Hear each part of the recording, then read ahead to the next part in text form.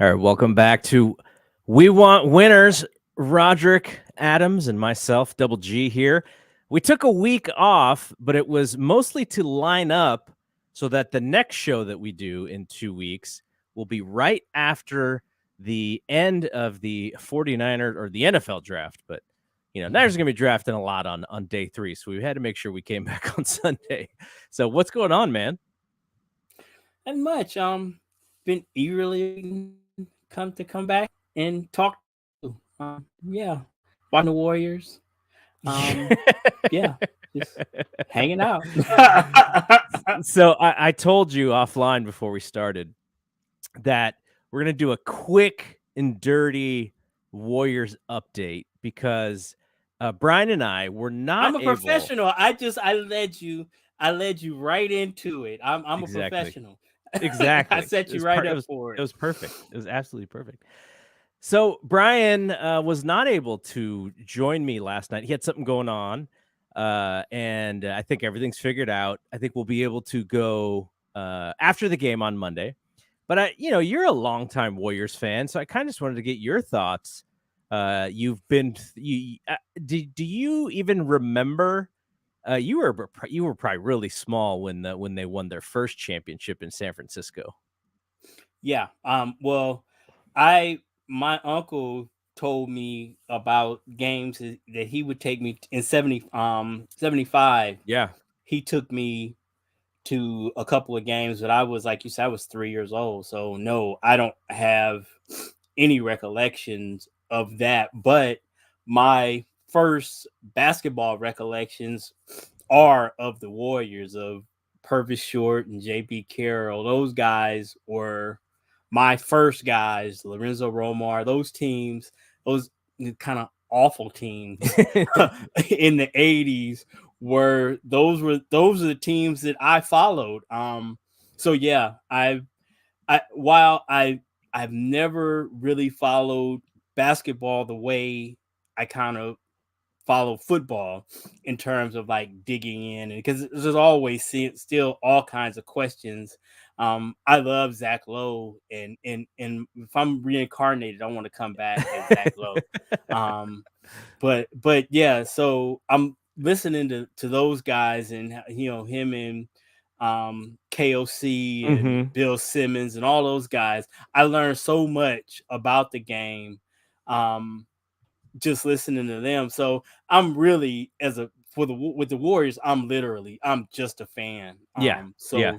So yeah, so I really, you could say that I am about a 49er fan, but I think I'm a fan plus Yeah. as a 49er fan, but um I'm strictly a Warriors fan, and I drink all the Kool-Aid, and I think they're gonna win the championship again this year, regardless of how unreasonable that might sound, since they can't seem to win a road game. but but yeah, but I'm all in though. Well, okay, so last night, and we are recording this on Sunday night. The Warriors played the Kings Saturday night. They were in Sacramento. First time Sacramento been in the playoffs in something like 17 years.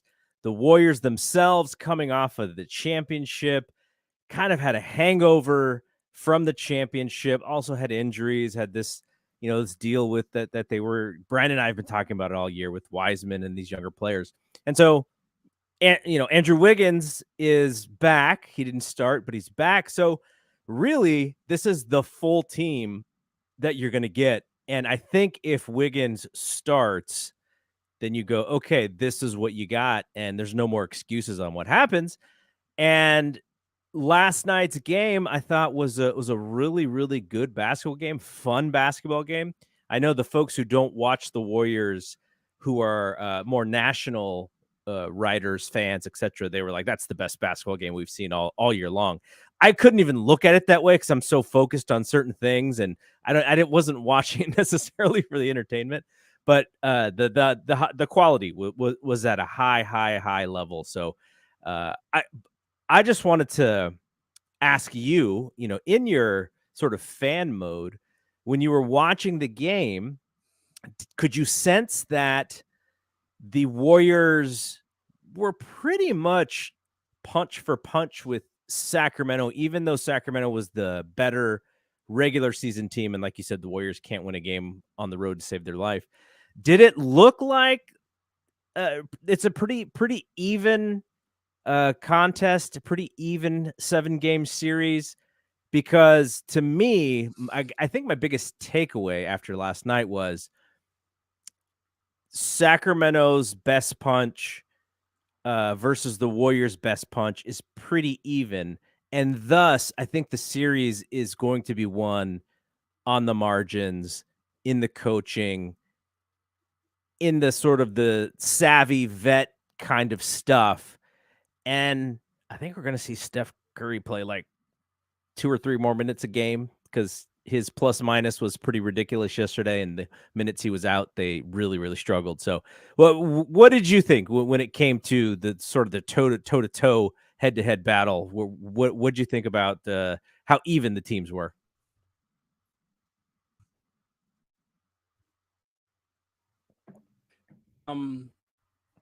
First takeaway was Wiggins didn't look bad for you know that being his 2 months. So that was rather encouraging. Pulling up the box score now. Also, I was trying to get the box score. I felt like, not looking at the numbers, that JP was, he wasn't nearly as reckless as he can be at times. And overall, as a team, we didn't have any real there weren't a lot of the careless, reckless turnovers that sometimes can plague us, where like my brother, he always texts me when he's watching the games, like like JP would just like throw the ball away. He just I mean, here he goes again. He's just giving the game away. But Yeah. there wasn't really any of that.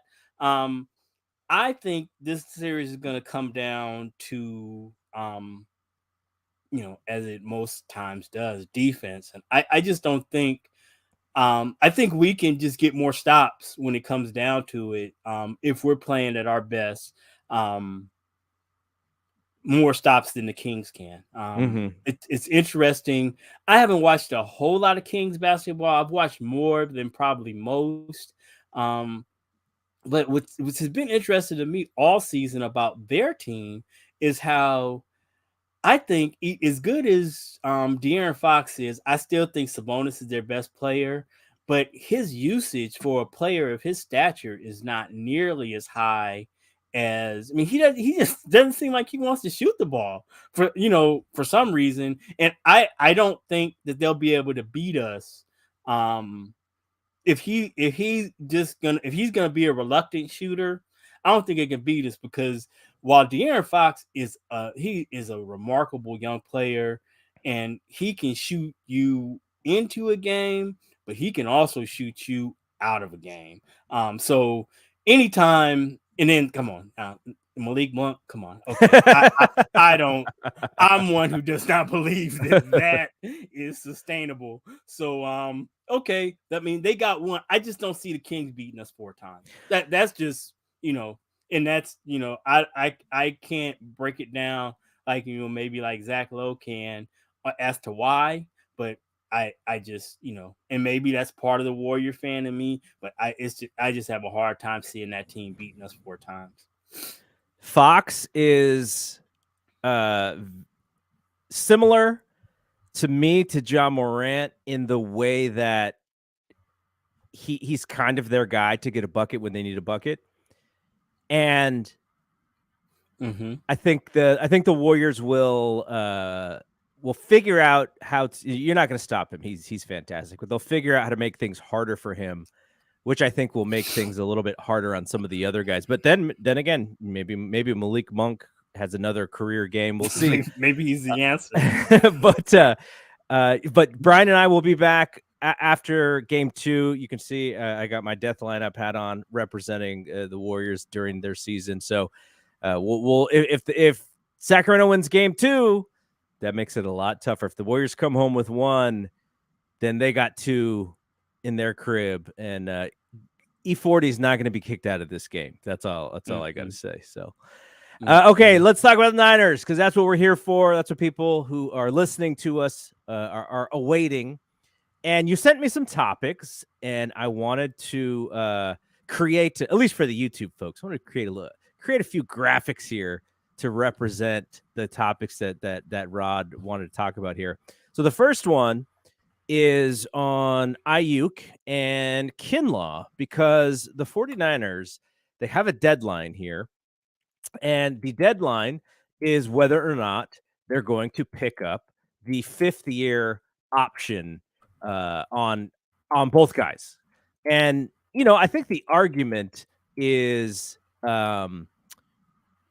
probably a little bit of a one-sided argument in most fans' mind, because I think most fans see Aiyuk as a contributor, as a very valuable piece of the offense, and they don't see Kinlaw that way, and it's because of Kinlaw's injuries.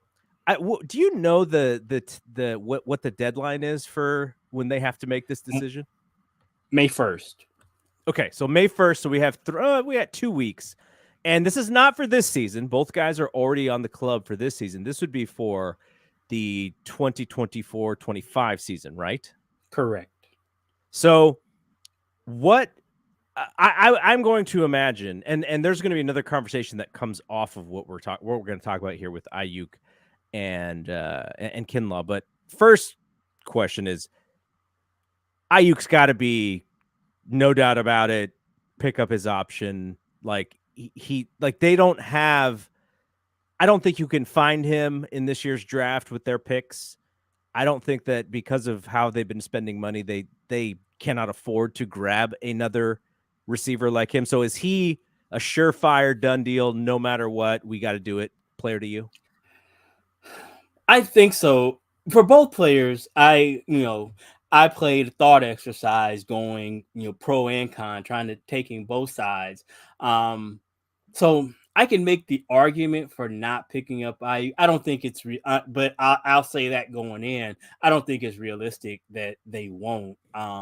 It's a 14-year option, or 14 million option that they have to pick up, by the way, which is more than Kinlaw's.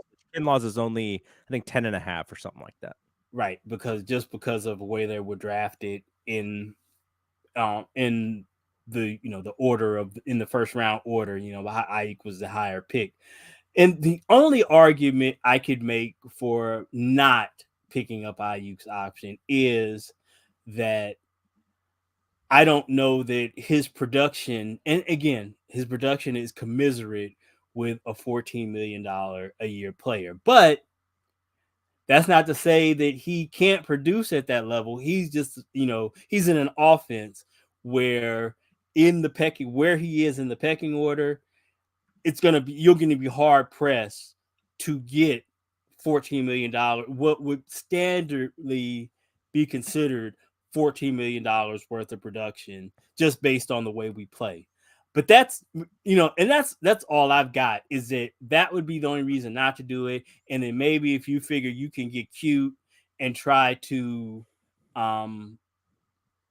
extend him at a lower number for more years, that you do, maybe if you want to try to play that game, maybe that's something. But again, that's me just grasping the straws, because I think that it's kind of a no-brainer that you pick it up. All right, if you are the person who is defending Aiyuk, I think the argument is every year he's gotten better and he's gotten more chances. And in those more chances, he has his production has gone up. So if you go back to his rookie year, 60 catches, 748 yards, 5 TDs. His second year, though, in more games. So if you wanted to go by game, his second year, actually, he drops off ever so slightly. But his yards per catch goes up. Same amount of touchdowns. A little bit less on the receptions, a little bit more on the yards. But then again, like I said, it's he has more games in that second year compared to the first year. But last year, he really came into his own as a second guy. 78 catches, 1,000 yards, played in every single game. Average yards per catch is down a little bit. Touchdowns are up. So you would say, well, he's improved just about every year. Now, the argument against him, I think, is Christian McCaffrey and George Kittle could pick up some slack if you do not pick up that fifth year option.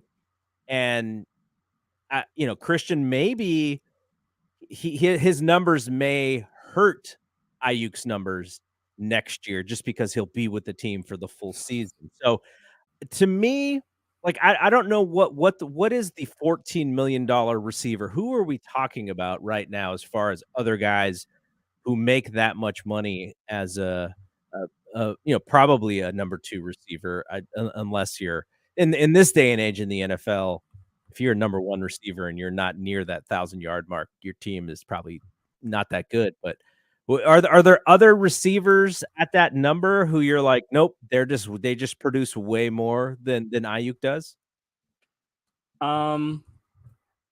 Not offhand, but let's take a look. Let's see who Spot Track has as that's where that they have him. They have his that market number is based. It's fixed because that's just where he is slotted.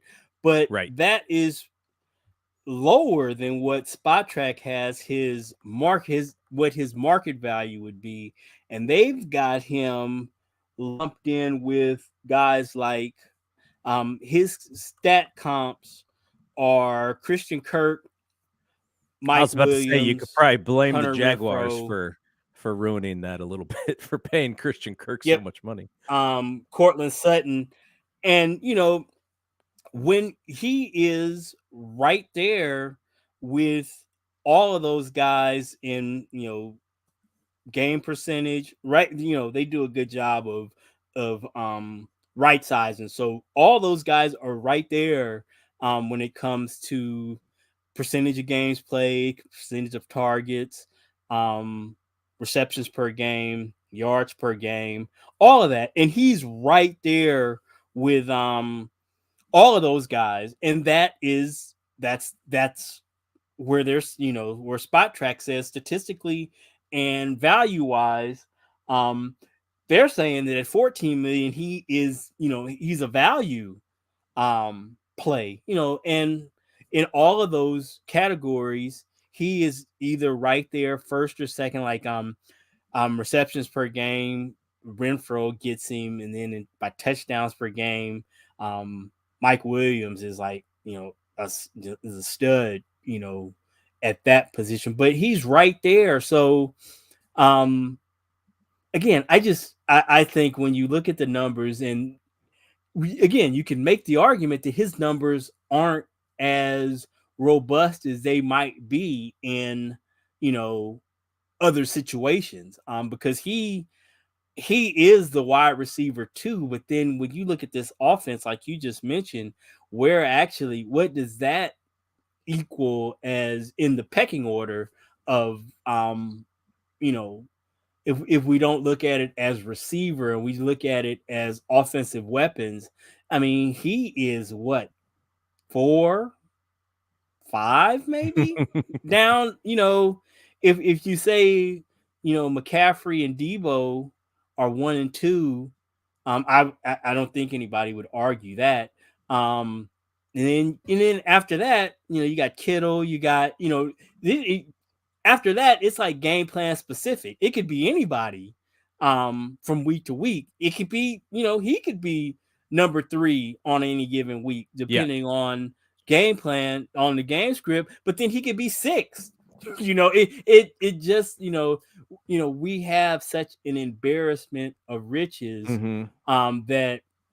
that's just where we find ourselves. But I just think with the cap going up, and we really don't we're really in a situation that once Nick's deal is behind us, 25 is the next year where we start having, decisions again about extending guys, and do you re-sign Kittle? Do you think that he's still at the top of the market in terms of play, in 2 years?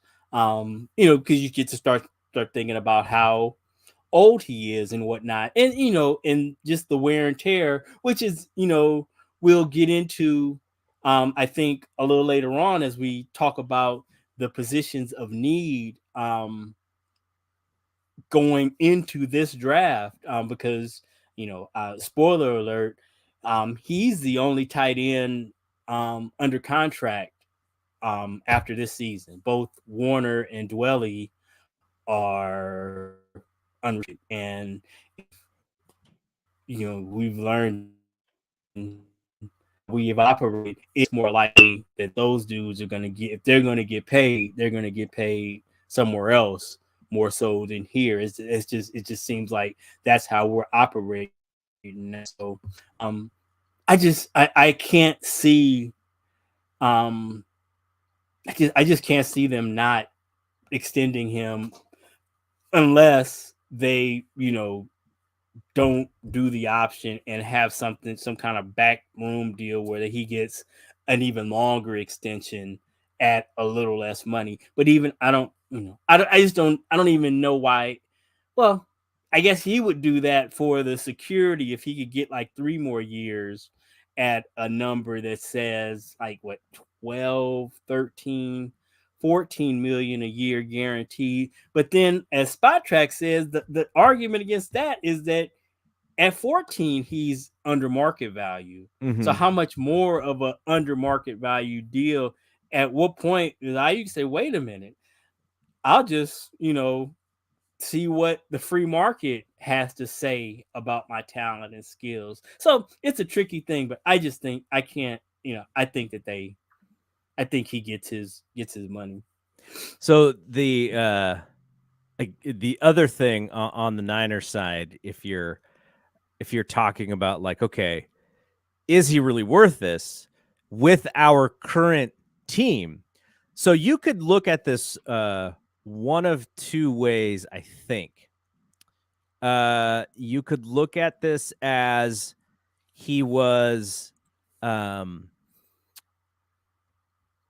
maybe even more valuable post Christian because they just opened up the offense a little bit more when McCaffrey was there.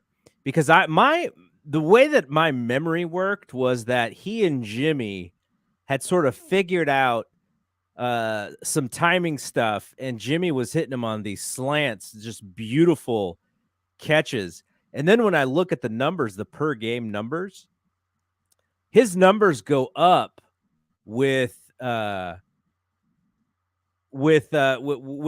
Purdy and with Christian and I would not, my memory would not have thought that without me looking at these numbers. Now, he did have a couple of games back to back, Seattle and Tampa Bay, where he didn't really do anything. So his numbers may have been hurt overall there, but his best game of the season is 9 for 101, and that's with Brock against the Raiders. And then another really good game, 5 for 81 against the Redskins. His best game with Jimmy would have been he had a 6 for 84, a 7 for 82, and an 8 for 83 with Jimmy. So, a little bit lower on the average per catch with Jimmy than Brock, and it just tells me that once they got Christian, they started opening up things a little bit more downfield, and Brock just was willing to throw down there because he was able to create some room and some space with his feet. Yeah, I mean, and again, this is not a slight on Jimmy.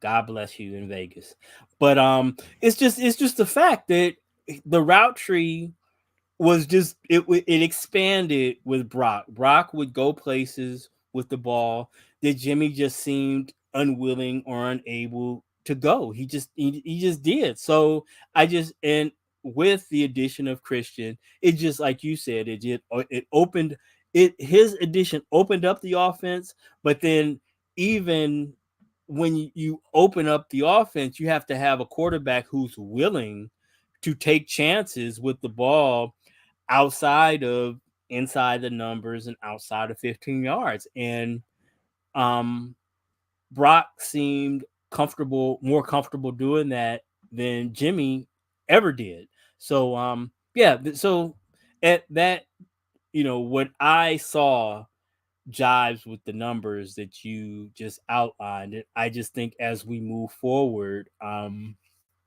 with whoever the quarterback is, I believe there's evidence that there is more meat on the bone that those guys will go get maybe in a little different way, but that both Brock or Trey will unlock the receivers in a way that they just weren't with Jimmy at quarterback.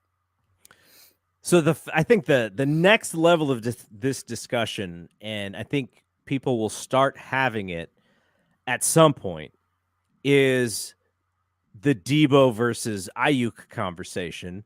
Because if you remember, Debo signed a new deal, but it was on the shorter end of length for most big receivers, and so you have Aiyuk this year, you pick up his option for next year, then it becomes a conversation.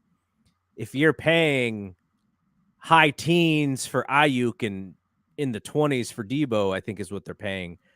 Like, do you have to pick between one of them? And if you do, who is the one that you choose? From a durability standpoint, this is the unfortunate thing for Debo is the Niners had him running the ball a lot, and he was getting hit by linebackers instead of defensive backs, and he's getting dinged up a little bit. And then you hope that he's gonna his body's gonna be right and he'll be fine. He did not have the fantastic season last year that he did the year prior, but that it becomes a who do you choose? Who do you go with? That is a conversation. I mean, that decision doesn't have to be made now, but I imagine as you're putting all these things together, and we know how smart the Niners are around the cap, Parag is pulling all this stuff out where we don't even think it's possible. And to the point where I'm just like, every time I see a new deal the Niners do, I go, I just don't understand salary cap again. But they have to be sort of planning out that way a little bit.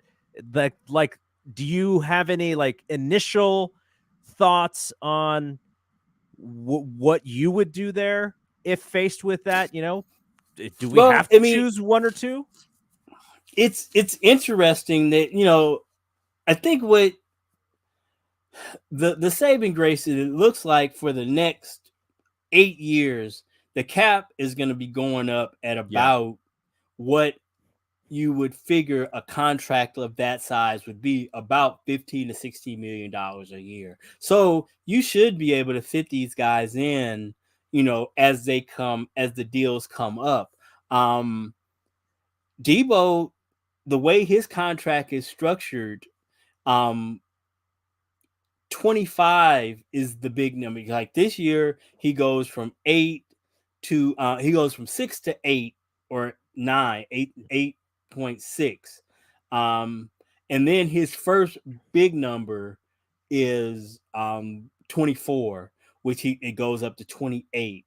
And they're stuck with that because the dead cap number on that year is about the same. So you would not realize any savings by letting him go. But then 25, his dead cap number goes down to 15 on a salary of 24. So that puts him in a situation where either you're looking at, if you wanted to move off of him completely, you could. For 15 million, you could just cut him. Or what is more likely is he's in a situation where that money starts to get pushed and you restructure, you extend him again for for more, so you add on more years to kind of spread that money out, because the way the contract is structured now, it's 24 million, 28, 24, and then 8 and 1. So you could push money when you look at it on paper. It's clear what they could do, that if they're happy and everybody's happy and they believe he's healthy, that you can just push. We could extend him, push more money forward, and then just roll it like that. Or if in 25 you figure, well, we are going to have to make a decision long term on Aiyuk, and that's our guy, and then at that point you either just outright cut him, or you trade him, or whatever. I'm talking about Debo. But I just don't think that if his health is not an issue, I don't think that the cap alone would be a reason that you couldn't have them both. Um, it would be that the only reason I would think you'd move off Debo is if you just don't feel that, for whatever reason, health or whatever, that his production is going to be commensurate with being amongst the highest paid receivers in the league. And that's the gamble that he took when he took that shorter deal, was that 2025, and his value wouldn't be the same. But I'm sure his gamble was that he'd still be playing at that level, and he would be able to get another bite at the apple, at 30 or 31. So it'll be interesting to see. But I think they can both coexist. Now, what we don't know is at that point where we're going to be at, in the development of Trey Lance, and where, because his number, it just based on being a quarterback, a top 3 pick at quarterback, his 5th-year option money is going to be big, and then whoever extends him is, they're going to be, you're going to be talking about 30, maybe by that point $40 million a year, even just on a the franchise number is 32 now this year. So where will that be in 2026? Who knows? So it's going to be interesting. I know you have mentioned it on several occasions that if that alone won't just price us out of the Trey Lance business. Yeah, it's interesting. I mean, it will be, for sure. Brock is going to be cheaper. Yeah, in the short term, and just his contracts just moving forward, is they're going to just he's going to be $1 million for the next 4 years, and then he's not eligible for a 5th-year extension. So his number over the first 5 years of his career just going to be way, like Trey's number is like 35 million. Just the way it is right now, we are locked in to paying him 35 million over his first 5 years, and Brock is going to be like 5. Yeah. So yeah, it's when you have this is where the Parag and John Lynch sort of, they probably lean a little bit there because of that future savings and what you could do with the roster. And Shanahan's got to be like, okay, it's who's going to win games. Like, that's great. Parag's going to figure out a way to keep the cap fresh and us, being able to still make moves. But you got to believe that when it comes benefit of the doubt, that number that Brock is playing at, it just looks so much more valuable in a salary capped sport. But maybe, like you said, because of the TV money continually going up, that you don't have to worry as much as one would think. But that's for people who make big bucks to think about down the line. Well, here's the thing. I think you want a quarterback that you feel comfortable paying $40 million to. That ultimately, those are the guys that you are trying to acquire. So having to pay your quarterback $40 million, that's a good problem to have, because those are the guys everybody is like in this year's draft. Those guys at the top of the draft, they want to be able to pay in 5 years. They want to pay Bryce Young $40 million, because if you do that, that means that he's playing at the top of the league.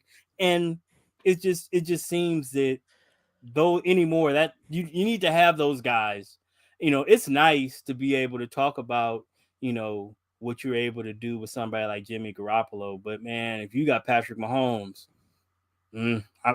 I'd rather have that guy, 10 times out of 10, and figure out, if I got to figure out how to replace Juju Smith and McCole Hartman and all of it, I'd rather be in the position of having to figure all the rest of that out and pay that dude $45-50 million a year, rather than trying to skimp and scrape and try to figure out the quarterback position and trying to build out around that. I mean, you can do it. That's the beautiful thing about the NFL, is there's not one size fits all. You can win in all kinds of different ways, but I would rather have the marquee quarterback and then have to figure the rest of it out than to be trying than any other of the other models, like even the model that we're running right now. I'd rather have that model. That's the best place to be, and that's why Trey has to outplay Brock, because that if they play even, it's going to be easier for them to say, we just got to go with Brock if they're even. Oh yeah, I mean, if the difference is minimal, then yeah, that it makes more sense, because the cost basis is always going to be Brock Purdy. Unfortunately, that's the downside to being the last pick in the draft, is that cost basis is never going to. It's going to take a long time for that to even out, because his first extension is going to be lower than, because he's coming from a lower cost basis. It's just going to be, it's going to be a benefit to the team throughout.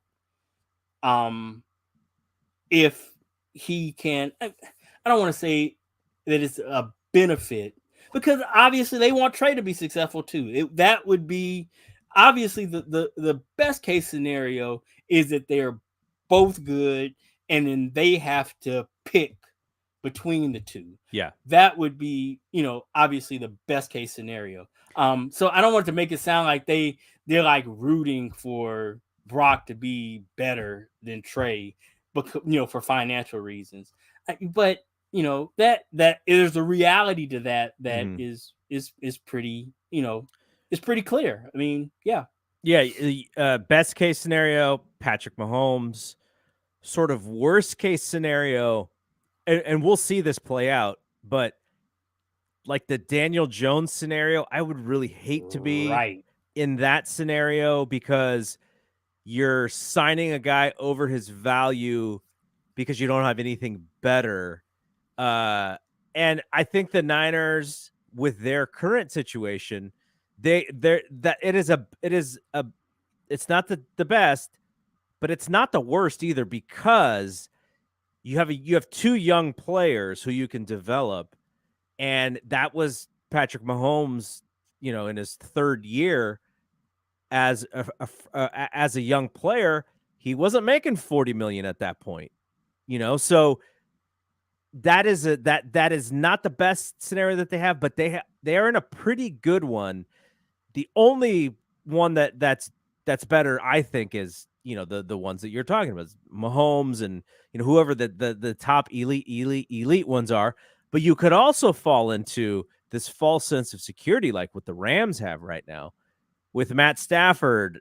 Is he going to play? Is he not going to play? Is he over the hill? Can he even throw the football? Like that, they sold out everything for that one title, and I would have done that too, right? Like that's what you're there to do. Right. But now they're sort of falling in it, their next season. I don't expect that their fans think that they really have a shot to compete unless they make some changes. So there are some bad scenarios out there. Daniel Jones, Matt Stafford. The Niners are not in what I would consider a bad scenario. They have 2 young quarterbacks. Brock Purdy showed last year in that system he was successful. We haven't seen Trey yet. I know people are just writing this guy off, and I'm like, he had 1 game in a monsoon, and then he got hurt. There's nothing of value that you can take away from that start. Well, I mentioned the Daniel Jones thing, and the biggest thing the 49ers have that the Giants didn't have is they've got a long runway. Not as long with Trey, I'll admit, because we're going into year 3. So they're going to have to make a decision on the 5th-year option next year, and then, it kicks off from there. So the runway is much shorter with Trey, but with Brock, you've got 3 more years at, $1 million a year, roughly. 875 or something like that, and change. And so we will know for sure what Brock Purdy is again, because as ridiculous as it is to write off Trey at this point, I think it's equally as ridiculous to try to pencil in to say, oh, I know who Brock Purdy is right now based on those 8 games. Because, man, look, I can tell you, I've done it. You can go and look at 8-game stretches over the years, and you've got, when you look at, because Brock, his lowest game was like 87 passer rating. So I ran the numbers. How many guys have had 8-game stretches with at least 87 and a half passer ratings? There's like 80 of them. And most of them are the who's who, like Peyton and A-Rod and, those guys, that level of player, Mahomes, that kind of guy. So if you believe that Brock is that guy based on that 8 games, okay, shoot yourself. But then there's also guys like Flacco and Chris Chandler and Jimmy G and Chad Pennington. So, which again, I'm not going to lie, those guys are closer to who I think Brock is. But again, people will crucify me and say that I'm a hater. Dude, if you could get, all of those guys were 8 to 10 year players in the league. If you could get that at pick 22, if I told you that Brock Purdy would be Chris Chandler, if I told you that on draft day, you would have signed up for that 10 times out of 10 because it's the last pick in the draft. Nobody was expecting this dude to be the face of the franchise, QB1 for, a bunch of years. You can't tell me that you thought I don't think that's what they thought they were getting. So if he turns out just to be a 10-year player, not anything spectacular, that is and they only get that for 4 years, it was a great draft pick. Again, so what we're going to see, I don't know how anybody can say that they know what Trey is at this point, or they are for sure what Brock is at this point. We're going to have a fun time finding out and I go on record saying now, I hope you guys are right. I hope he is Drew Brees and Kurt Warner and Tom Brady all wrapped up in one. You see, you're using the wrong comparison. You know who people really want him to be? They see the skinny legs and the ability to run around. They want Joe, man. That's who they want. Joe wasn't a 7th round pick, but that's who they want. And that is a comparison that I think it is ridiculous to make about anybody. Again, I love Joe Burrow with the EUX. I'm a Louisiana Tiger fan, and he is probably about the closest since I've been watching to Joe Cool, but ain't nobody Joe Cool. I'm sorry. Yeah. It's just Hey, that again, and I understand that I'm emotional about that. He is my first quarterback, and again, I tell people all the time, I can't deny what Tom Brady is and has done, but Joe Montana is still my GOAT. oh I yeah, don't me too. care. Me too. I don't care. 7 championships. I know Joe didn't lose one. I know he was for yay. Hey man. That's just my guy. And again, I know that is an irrational argument Yeah. because, Tom Brady is just he might be the GOAT of GOATs of all. But again, Yeah. I think Jerry is that. Yeah. I think Jerry is the best football player I've ever seen in cleats. Yep. My uncle used to argue that I didn't see Jim Brown, and maybe that's true. But for as far as I'm concerned, Jerry Rice is the greatest player ever to put on a pair of cleats. So no disrespect to Tom Brady.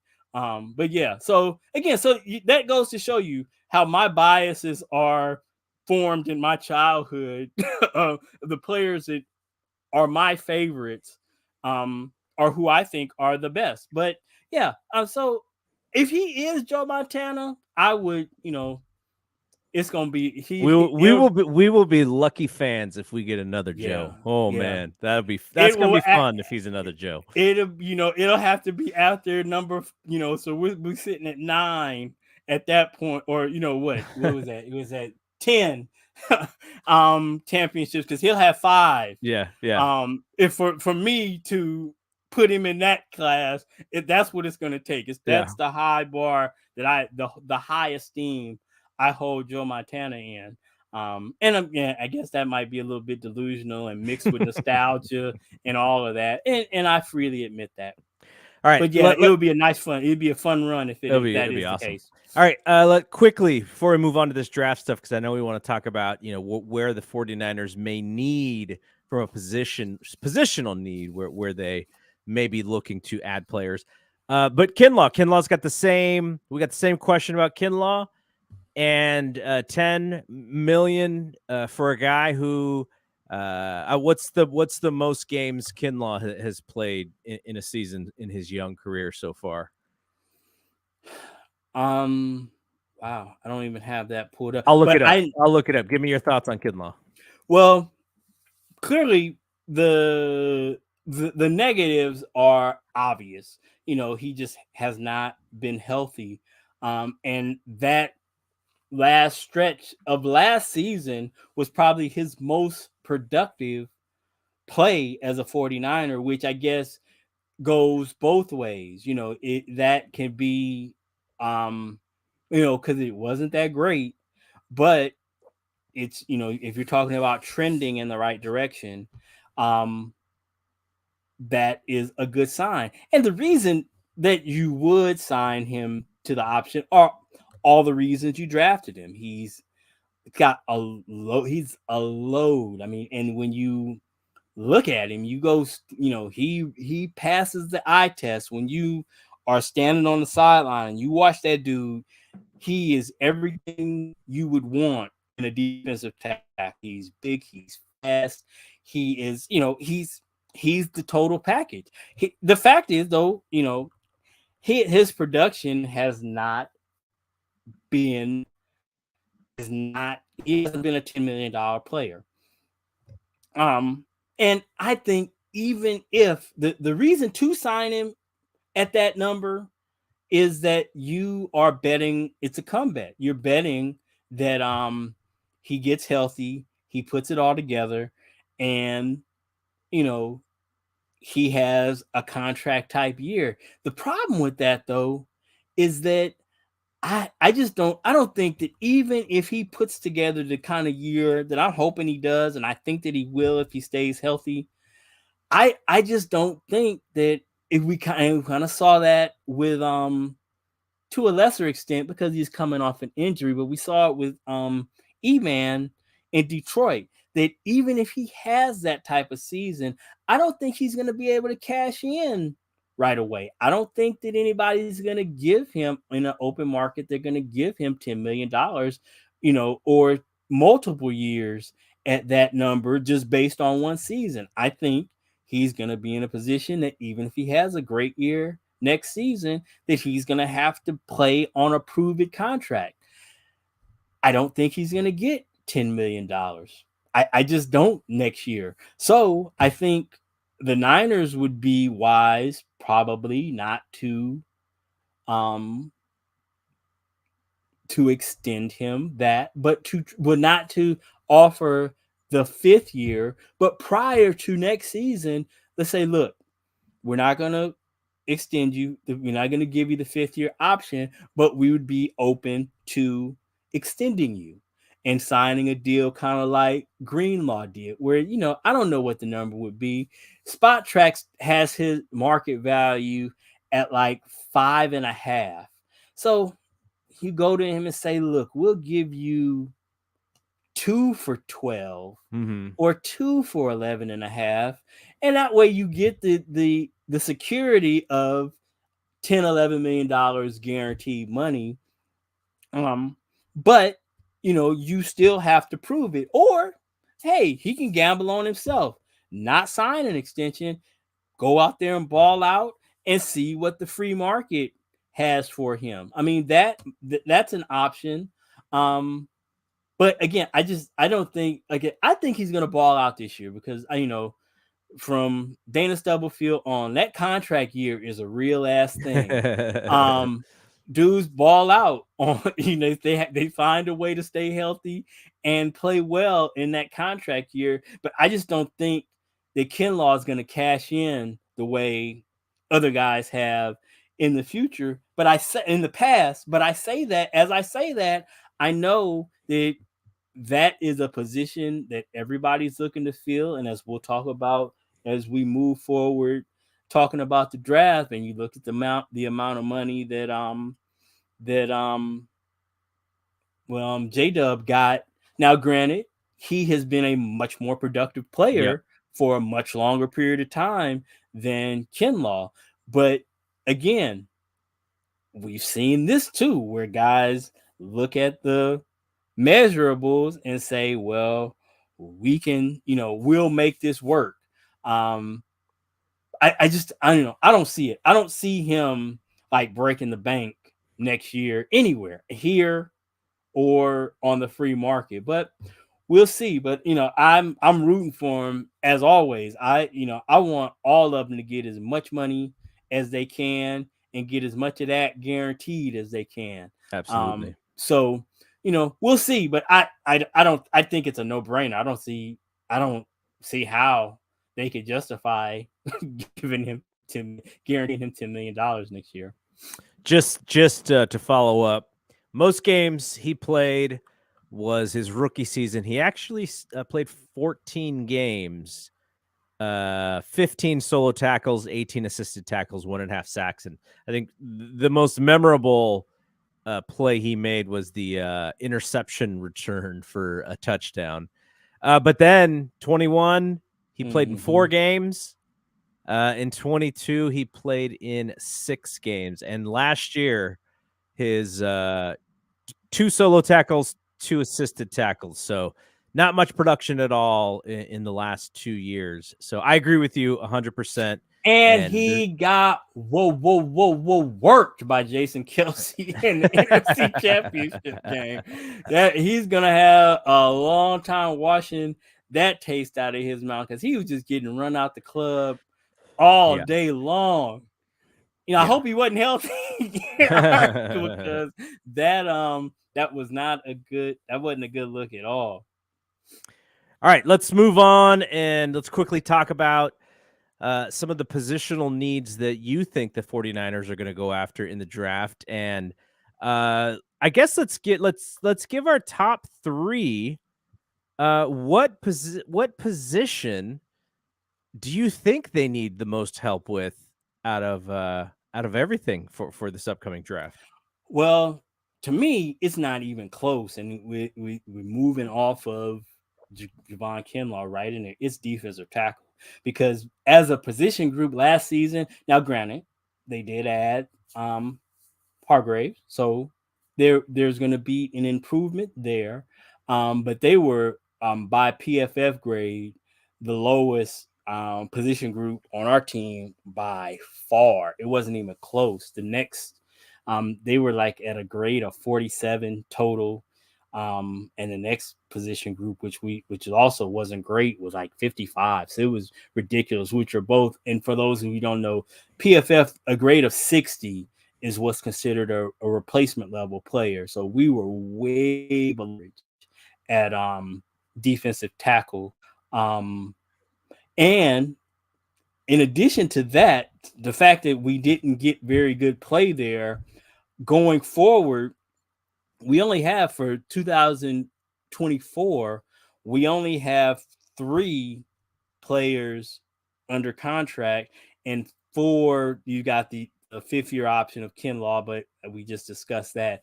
You've got Armstead, Hargraves, and Clay Davis, who we haven't really even seen play. Those are our only 3 defensive tackles under contract for 2024 at a position where we have routinely kept 7 or 8 players going into a season. So again, I say this without having any idea of how good these interiors are this year, but it just me that just based on performance and roster construction, that has to be at the top of the list of places that we need to look in the draft. And that just gives the 49ers all the more reason to continue to put some faith and put some work in with Kinlaw, because he is a guy in the system. And if you are already not deep, and you can, like Robert Ramos said, you can bring him back at a discount as a rotational piece. There is value there for him to play well, because they don't have anybody else, and so you're kind of hoping, kind of crossing your fingers that he can produce in that position of need. What do you think about the cornerback situation here? Again, that's one that is always seems to be a popular one amongst our fans. But when I look at it, our cornerbacks, now granted, we lost, we attributed quite a bit to that number, even if he didn't play all season, but it was one of the highest graded positions according to PFF. And we've got a lot of guys coming back next year. So the 2 things that we're looking at again, it was at performance and then roster construction. We got a lot of guys. Now, again, that being said, if you get to pick 101 and your highest rated player on the board is a corner and it's somebody you think can contribute, then obviously you make the pick. And because you've got guys there who I've got included in that 2024 roster construction that definitely are not shoe-ins. Like Ambry Thomas is one who stands out, who seems like to definitely regress from the end of 2021, where he was a starter playing really well, to where, based on injury and other stuff, it seems like he had completely fallen out of the rotation by the end of last season. So he's a guy who, of those 6 who are contractually obligated for 24, who could be on the bubble. It wouldn't, as we saw with Trey Sermon, doesn't seem like they are based on where you were drafted or your tenure on the team, doesn't seem to be the reason why they won't move on from you if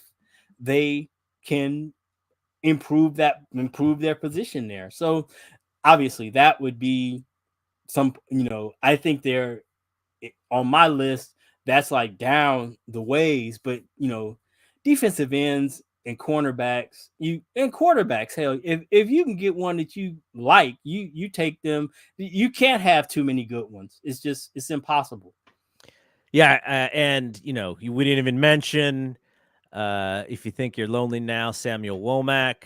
We didn't Mm-hmm. mention, Which he had kind of an up and down. He was hot at the beginning and then kind of fell off. But again, young corners. Yeah, it's just Mooney. You got Demo, who I think is a player, but I know the fan base is kind of lukewarm on him. I think he's a good player. Womack. Those are three good players right there to start, and then they signed a bunch of dudes this season. We'll see if any of those guys shake out. your Quantrez Knights and the such. Yeah, and he we gonna talk about and he was a practice squad guy, but man, you want to talk about a measurable guy. He's like a 4.2 guy, and Yeah. he's big and he's long. So you know, hopefully he can develop. And then I've heard that Oliver is has good tools. The guy that we got from Atlanta, Hartsfield, is sounds like he's a Wilkes guy. So we'll see. We'll see how that shakes out. But yeah, if you can find one that you like, you take them. But I think for me, D tackle is a place that we need to look. Guard, we only got our two starters are the only two that we have beyond this season. Banks and Burford. And I mean, let's be real, both of them are very, very talented, but neither one of them really established themselves as a lock kind of 10-year guy. In so that's a place that we could look. Tackle, because I don't believe in McKivitz. But but again, even if you do believe in him, you've got moving forward, it's only him.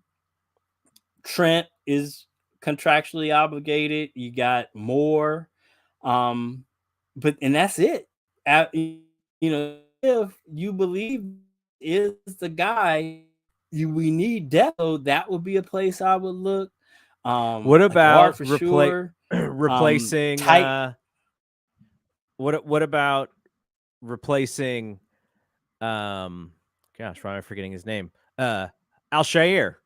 I mean, he did leave, so you have Burks as now as your third linebacker, but they seem to be able to find guys who are super valuable, and in those middle, third where they're picking essentially for the linebacking core. So they've found Yeah. So gems. again,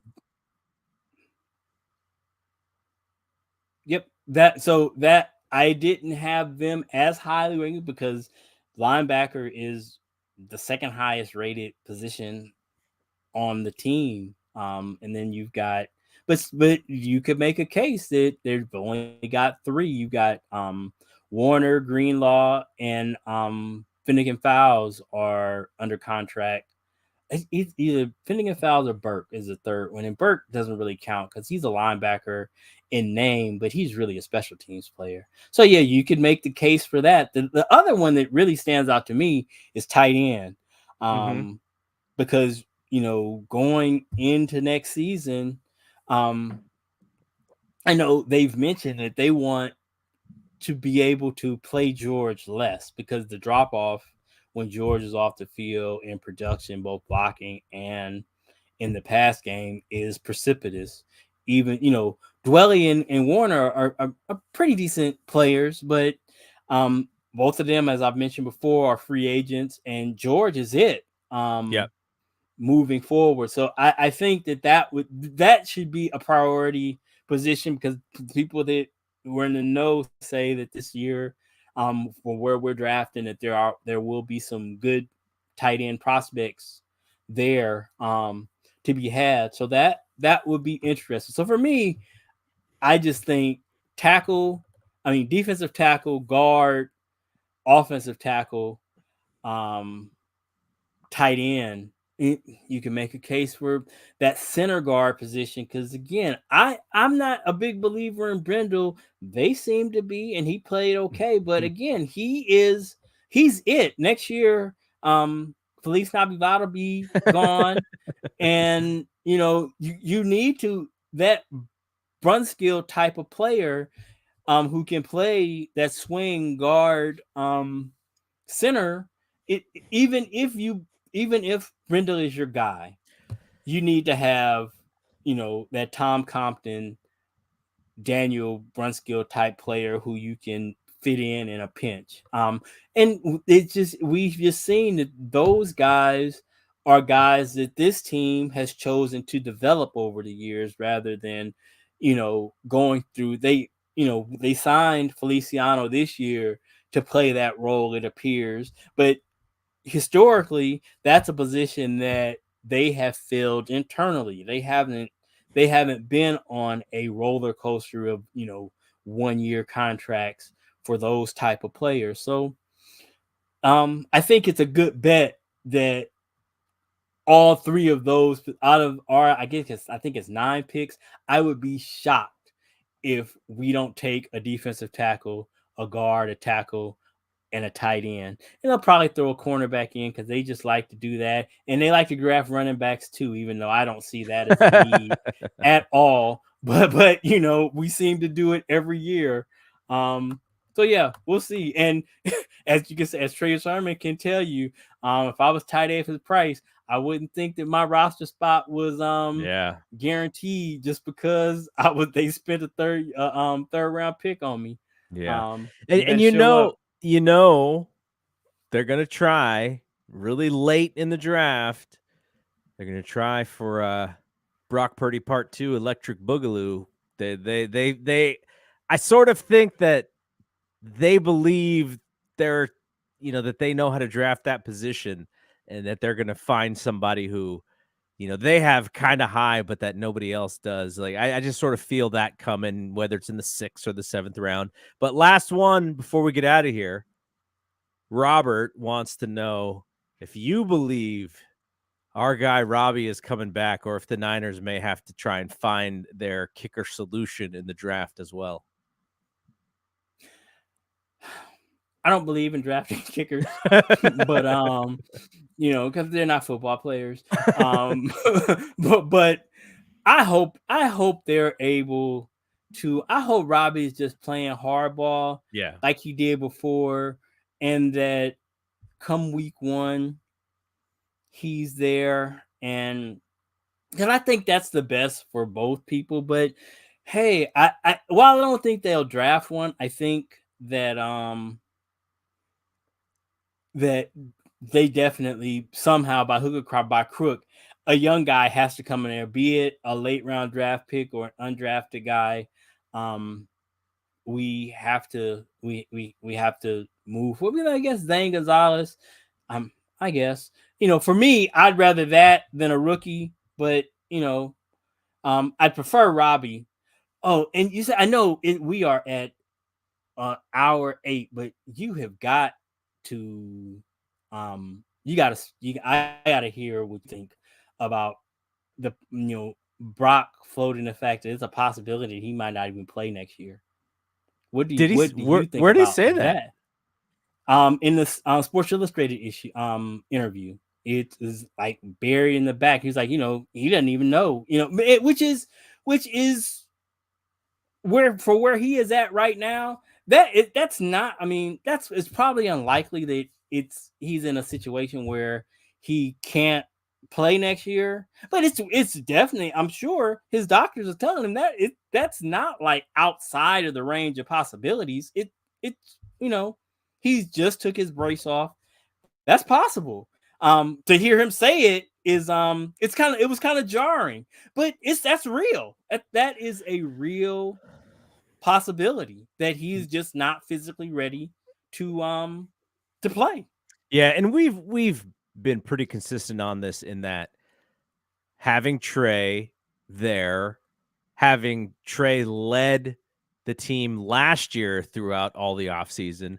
He'll be there again to lead the team in the offseason. He should by doing that, He will be ready more quickly than Brock will be. And I think it's a positive thing is to have a talented guy who is ready and hungry and willing for for the mere fact that who knows, it's to me, I think Brock is just he's young. He's probably a little emotional about this situation. He's got the future right in front of his eyes, and he has a hurdle now that to come from where he came from, where he's the Rudy of the draft, right? He's the guy who's the underdog. Nobody thinks can do it, and then he proves it. And then to him, he's got to think like, oh my gosh, like now I got to prove it again. Now I got to go through this hurdle again. So I think probably a little emotion in that answer.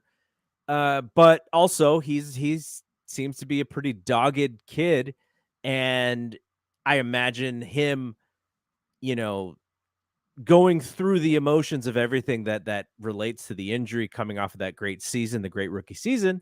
Yeah, I could see why he would say that, but at the same time, the thing that I think is not like a done deal is him coming back 100%. With baseball, a lot of times with this Tommy John stuff, it can take a while. Now, I know it's not the same injury for him that these baseball pitchers go through with the full reconstructive, but there is a timetable to where he's going to feel like himself again, and that is more about patience and rehab than anything else. And so for a young guy he's probably chomping at the bit to get out there, he's gotta listen to his doctors and make sure that the rehab goes well. But at the same time, that's why we are so lucky to have a talented player in the system who's basically now running the show for his second straight offseason, heading into the preseason. And hopefully there's value in Trey being able to do that, so that if Trey is the bridge, it's a good bridge. Or if Brock is not Brock, then maybe Trey is the better option, and that's who we go into the season with. So there's options, but there's also question marks surrounding the entire situation, which I'm sure will make 49er fans very loud this offseason heading into the preseason. And we'll just have stuff to talk about, which is great for us. Yep. Yep. It's got, I just continue to share. My nephews played ball and my uncles played ball.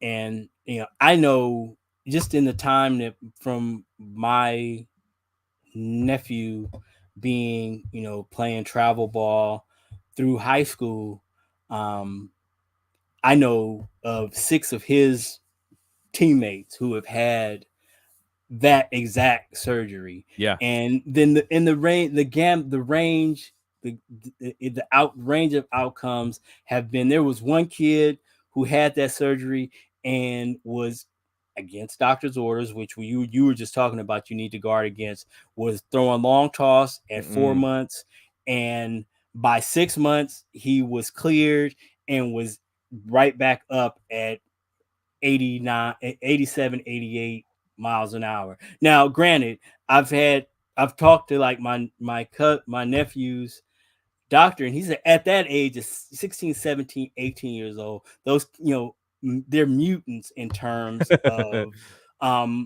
healing. But then my nephew, when he had his, he was cleared to throw at 6 months. It took him a full 18 months to get back up to 88, 89. And for those of you who don't know, the opportunities and prospect for a high school at 82, 83 are a lot different than if you're throwing at 88, 89. So that was a grueling, wondering if he's back. And then there have kids ever who've been throwing up in that high velocity and never come, they get injured and they never come back to being able to throw, I understand quarterback is a little different in that velocity isn't necessarily as, important as it is for a pitcher. And again, you can make the case that you can become a junk baller or whatever. But in this game anymore, I can just tell you from a recruiting standpoint, they look at you way different. If you're throwing 82, 83, you talking about JUCO, maybe. Maybe You're not maybe getting junior college. you're not getting a D1 scholarship. You're not getting D1 looks that low. I mean, your stuff has to be filthy. You're talking about Greg Mattis type filthy for somebody to be looking at you for that. And for those kids, and then you talk about going pro, and you can forget about it. If that's what you're topping out at in high school, nah, it's just not gonna happen. But and again, I know that's different. But the point is that it's how to think that we know right now what his forget about long-term prognosis is going to be, what's going to happen between now and training camp. We have no idea. So we just have to hope for the best. And I personally, I'm a player's guy, so I want him to do what's best for him long term, not to be trying to rush back. And because I understand, I get it, to try to press his advantage that he earned last season. The instinct is to try to, I'm going to get back out there and hold my spot. But I think he needs to be looking at this as a long-term play. He's got 10, 11, 12 years that he could be in this league making money. And I would hate for him to do something to jeopardize that long-term money on a short-term gain. Absolutely. So I'm rooting for him. Despite what people think that I'm, Trey is my guy. Yes, that is true. But I want Brock Purdy to be a good player too. I don't think that it has to be an either or situation. I want them both to be good, and then whoever's the best player, then he's the 49er quarterback. And then whoever else goes on, and I hope they have a good career elsewhere. I hope they both end up being good players, and I hope Brock just does what prioritizes his long-term future as he's moving forward through this part of his career. All right, man. Well, that is it from here. Next time we'll be back, we'll be able to talk some draft picks, which will be fun. And it won't be as crazy as 2 years ago when we had the third pick, and it was just they trade up to the third pick, and you get the guy that you were I was salivating over. Yes, I was like, oh my gosh, if we only got this guy. And also the guy that you man, I really don't care who they take. Please don't take McCorkle. As long as it's not McCorkle, that was I wanted Trey too. I'm not gonna lie, but yeah. It wasn't Mac. That was the big thing for me. Totally. So it's going to be interesting to see. We got 2 whole days. I think maybe they trade up and do something, but I think it's going to be us. It's going to be a jam-packed day 3, and then we'll have a bunch to talk about afterwards. So yeah, I'm excited about that. Yeah. All right, we'll be back in 2 weeks. Social media, you can follow us on Twitter at BSPN Media, on Instagram at BSPN_media, and at YouTube, where you can find all of our live stuff and all of our clips, youtube.com/@BSPN. BSPNmedia.com is the website where you can catch up with us as well. So for Rod, I'm Double G. We'll see you in 2 weeks after the draft. Peace out.